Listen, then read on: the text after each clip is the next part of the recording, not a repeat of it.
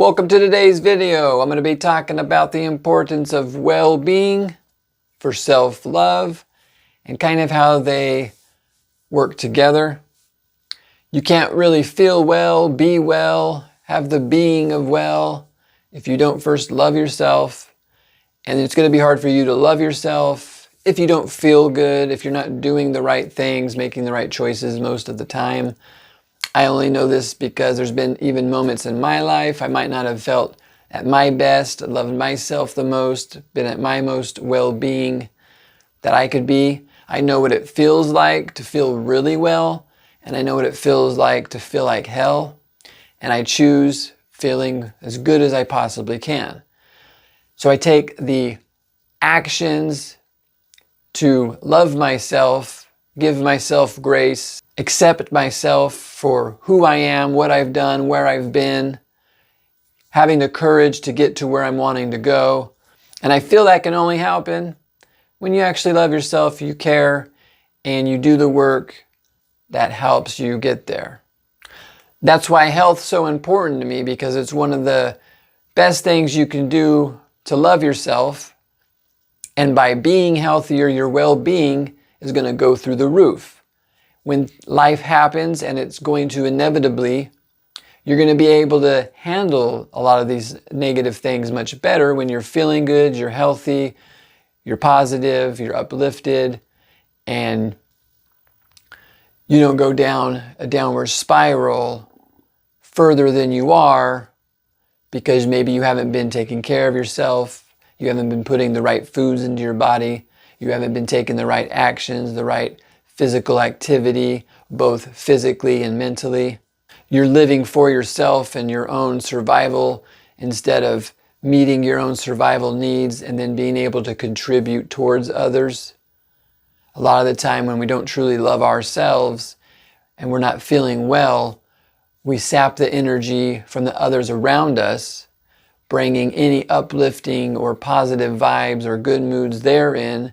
It has the potential to bring it down. But if you are around people that are uplifting and love themselves and are highly well-being, they got a better chance of lifting you up. But not everybody can do what needs to be done for someone else. The other person has to figure that out themselves. That's why tools like YouTube and other learning outlets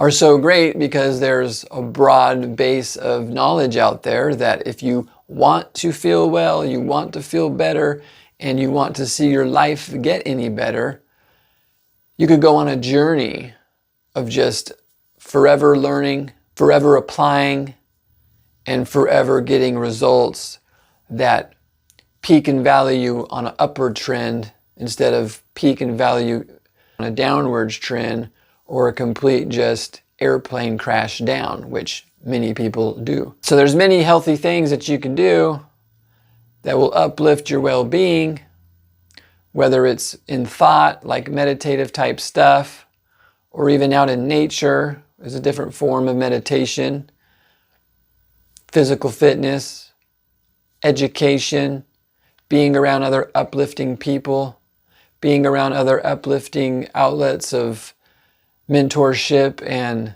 learning from those who might have been where you feel you are to where you might want to get to. There are happy people out there. There are people that love themselves. There are people that feel very well. And it doesn't take very long to see who they are. You don't really listen to the words they're saying. You see more of their actions. And that'll tell you more of probably how this person's feeling and how are they going to make me feel by associating with them. They might tell me they love me. They might tell me they have my back. But when push comes to shove, where are they? And usually those are the people that really don't care about you because they hardly care about themselves. So that's why health and well-being are very important, how they work together. I'm learning more and more about it all the time, as I myself have experienced many of this, and I'm just sharing. I'm just a messenger. I'm not really telling you what to do unless I myself have some kind of experience on it. That's why I have a channel based mostly on health, because that's what I've done most of my life. I might have an idea of how to make more money, or I might have an idea of this, or I might have an idea of that. But unless I've actually done it to a point where everyone wants in on it because it's a good example to look up to, you're really just going to want to listen to what the person has done, not so much what they think they can do.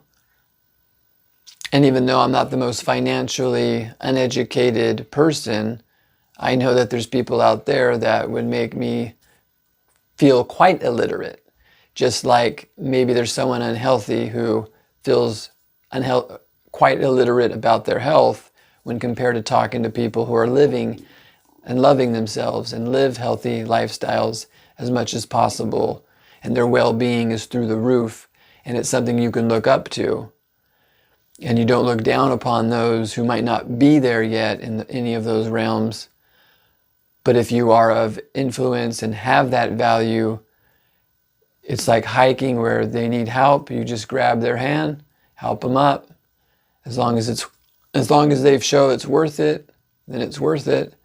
If really it feels like you're going to help them up and they're pulling you down and you guys are going to go off the cliff, it ain't going to feel very well. It ain't going to be fun. Sometimes you just got to look down and walk away. That'll feel really good. Your well-being will go through the roof without that kind of dead weight. But you first want to try with anybody. Never give up on yourself, never give up on anybody.